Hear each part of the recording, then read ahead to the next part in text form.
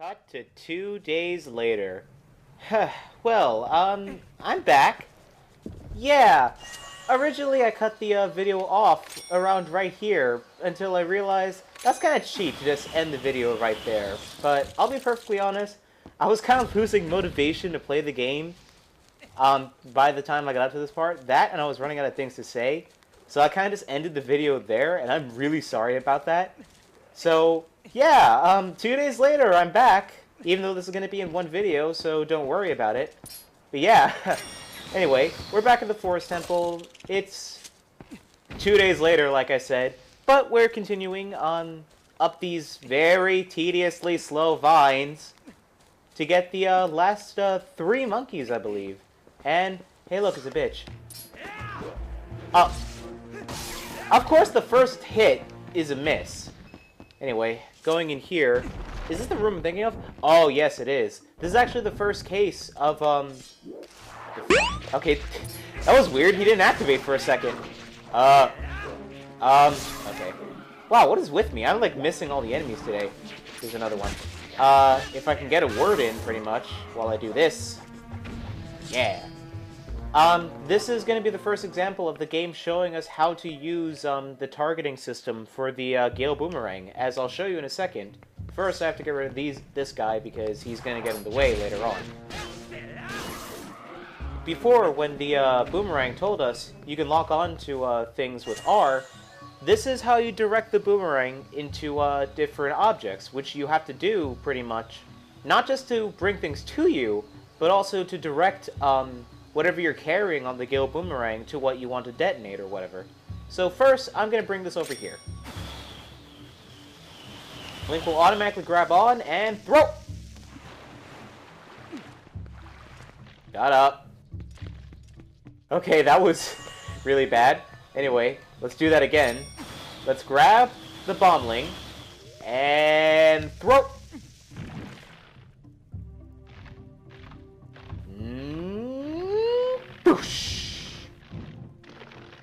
And with that, the guy is dead. So now let's go across and pick up what should be... Actually, what is this again? Oh, the small key. Okay, we did have to come over here. Yeah, you remember that area over that I said we couldn't do anything before because there's a locked door? We can go back there now. So we actually had to go here first anyway. So now, let me show you what I mean by directing the bomb. I showed it off a little bit when I was doing that puzzle to get the boss key, but here's what you have to do. Basically, lock on to the bomb and then lock on to whatever you want to detonate. There's also a glitch you can do by doing this as well. And trust me, the first time I played the game, I wasn't paying attention, so this took me forever. Keep in mind, I was only 13 when I first played this, though. Also using the boomerang, just like in the other games. Well, first, die. Again, that didn't even hit him! Did you see that? He just kind of clipped the floor. Okay. And just like in the other games, you can cut these off. Die. And... die. Oh, that went better than I expected. Now you see that it's locked over here too, but we're way too far in to direct the bomb over to what we want, so we just have to bring the bomb to us. So lock onto it. And throw the motherfucker.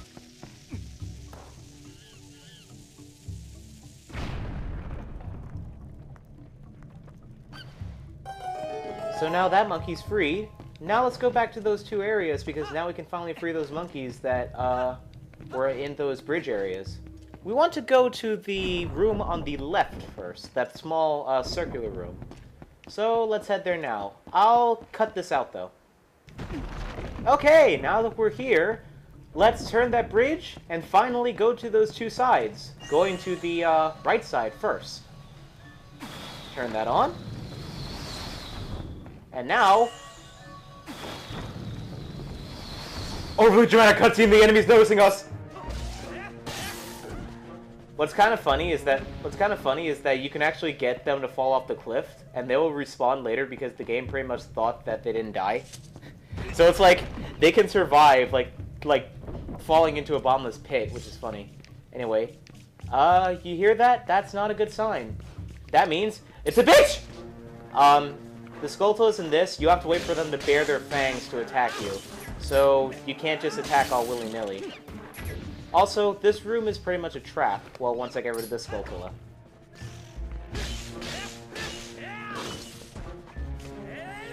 What?!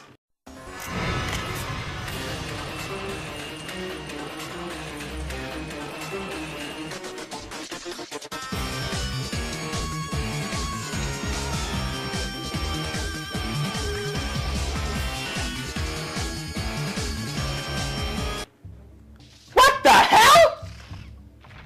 What just happened?! What the hell?! Did you see that?! I want to look that over in post, honestly, because that was just creepy. Okay, let's climb back up here before the Skulltula gets us. Apparently a giant spider can't climb up to get us on a vine. That was so weird. I want to look at that at post and see what the hell happened. Okay.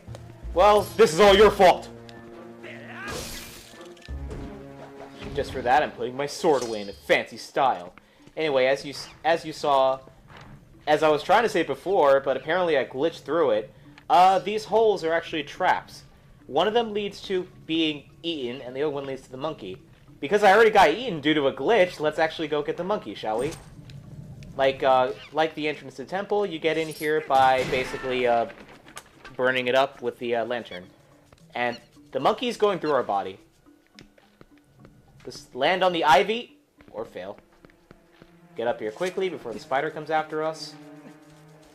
I can't keep the names consistent, can I? Because I called it a spider, and then I called it a freaking Skulltula. I go from calling it the official name to calling it just what it's based off of. And Link's hat keeps clipping through his shield. One thing I kind of find really weird is that you kind of lose control of Link when you climb up something. Like, you're like forced to go forward for like a few seconds before the game will let you continue. Anyway, he's just standing there like an idiot, so hit him, and finishing blow, and I stabbed him in the knee, and I know! It's a blue rupee! Jeez. Well, this was the locked door I was talking about, so now let's open it and go inside to get the last monkey, shall we? There's a treasure chest in here, but don't worry about it right now. First, what you want to do is get your revenge on these motherfuckers!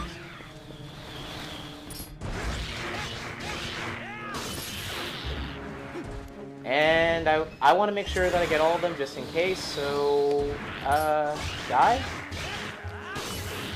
Excuse me while I lift most of these tiles, because I just want to make sure. Okay, I got all of them. Anyway, we go in here, and it's kind of a gauntlet because we have to face this bitch. What? That did nothing? What the? Again! What is it the game freaking out today?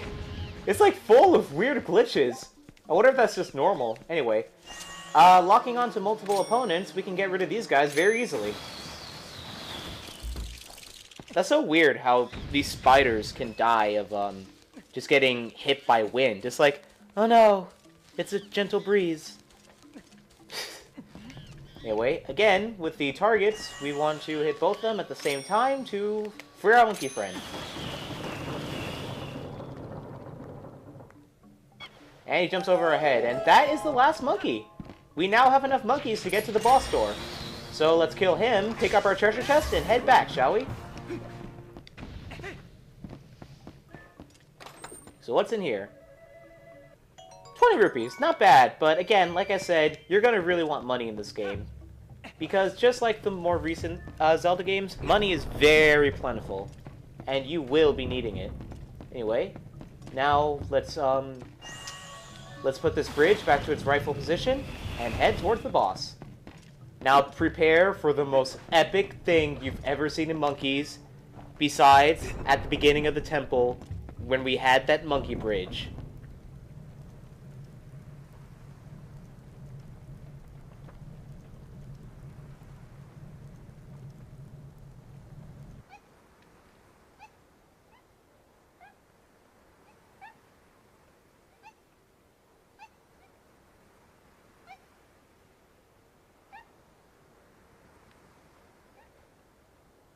Ladies and gentlemen, I present to you the monkey swing. Oh yeah. Now, let's take our fabulous monkey swing and... yeah! Okay, so we are at the boss door. Should you need it, by the way, there are fairies and heart replenishes inside these bottles. Because I have an empty bottle, I'm going to want to pick up one of these fairies, just in case. Not saying that I'm going to die or anything, because this boss is really easy. But you never know. Fairies are free lives in Zelda games, pretty much. So, yeah. And I like how the fairy kind of just hits the glass like, let me out. Alright. With our lantern in hand, let's head into the boss door, shall we? I should apologize, by the way, again, for cutting this video up in between days. There was actually a cutscene where we meet Uku's son, because I teleported out of the dungeon, but I guess you'll see it next time, if I ever do use Uku on screen. The door closes behind us, and, this place is rather foreboding. Kind of cool looking, though. Reminds me of, the Guado Salam in Final Fantasy X. That purple water doesn't look good, though. Oh god, what is that? Oh my god, what is that thing? It's Twilight Parasite Diababa. Welcome to the first boss of Twilight Princess, guys. This boss is actually really, really simple, and I can't believe it took me forever to figure out what to do for this boss the first time I played. All you have to do is lock on and... oh, okay, I thought I didn't get it because he locked onto me. All you have to do is lock onto the bomblings and send them into the mouths of those things. And make sure you keep your distance because they can eat you. This is a safe enough distance though, so don't worry. Anyway, with that being said, the first phase is already done. Pretty simple, right? So I guess we just pick up our heart container and go, right? And... uh-oh. What's going on? And... I'm not dead!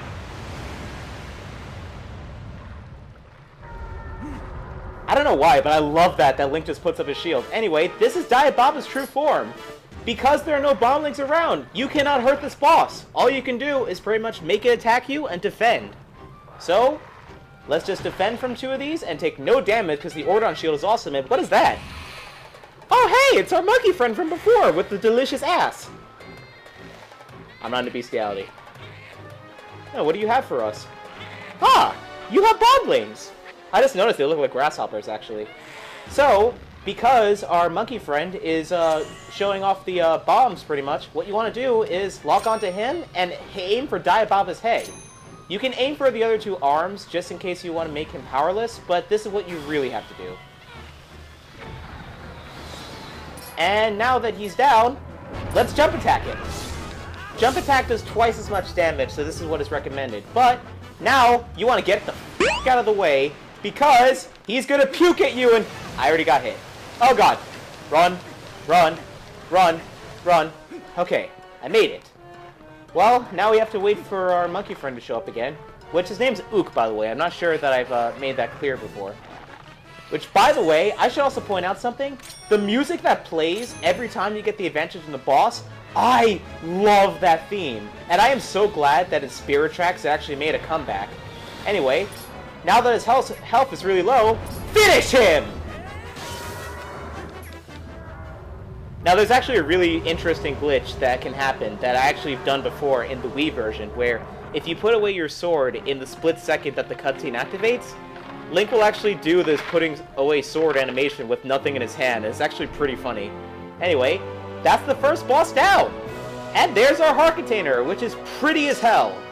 Even though the heart containers in Skyward Sword are prettier. And now that we've defeated him, the water returns to normal, and the forest is back to being good.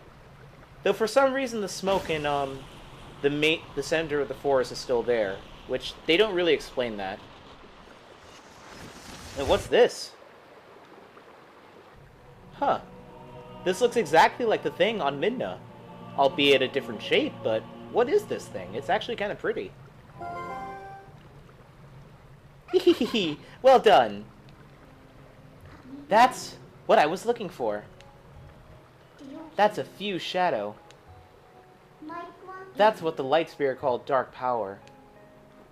Do you remember what the spirit said about how to match the power of the King of Shadows? Could it really be that easy? Is this all there is to it? Hee. There's a total of 3 fused shadows. I think the other light spirits have the rest. If you want to know exactly where the fused shadows are, well, maybe I'll tell you if you find the other 2. I guess you better do your best to find them, huh? Hee. So let's not waste any more time here, when we could be looking for the other 2. I'll get you out of here. You pick up that heart container that fell out of that thing. By the way, this is the first Zelda game that actually acknowledged the characters actually acknowledge the heart containers, which is kind of funny. Anyway, you got a heart container, and so big you can barely see Link's face, and I totally just ripped off Nintendo Capri Sun. Now we have 4 hearts. Let's triumphantly walk out of here. Want to go outside? Are you all done here? Yes.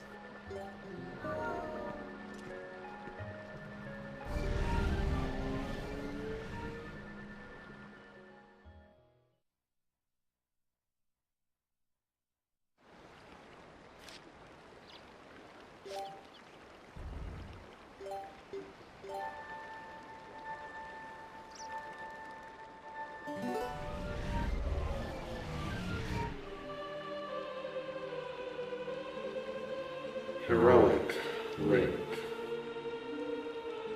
Do not think that Hyrule is now saved from the spread of Twilight.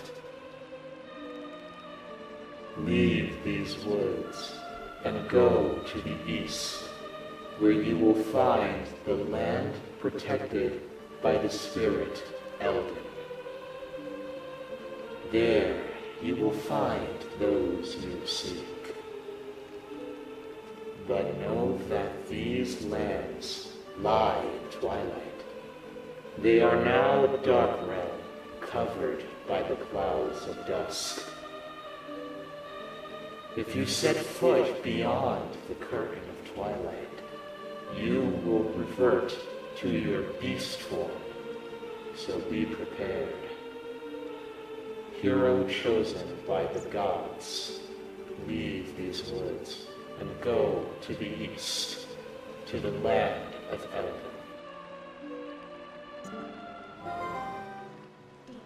That's better. Searching should be much easier now, hee.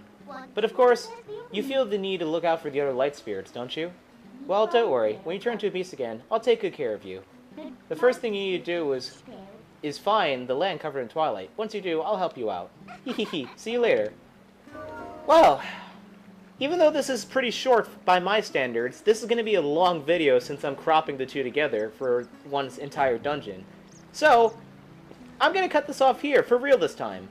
Anyway, next time on The Legend of Zelda Twilight Princess, we head to the east, just like the Light Spirit said, and go to the next curtain of Twilight to see what he was talking about and find the Spirit Elden. See you guys next time!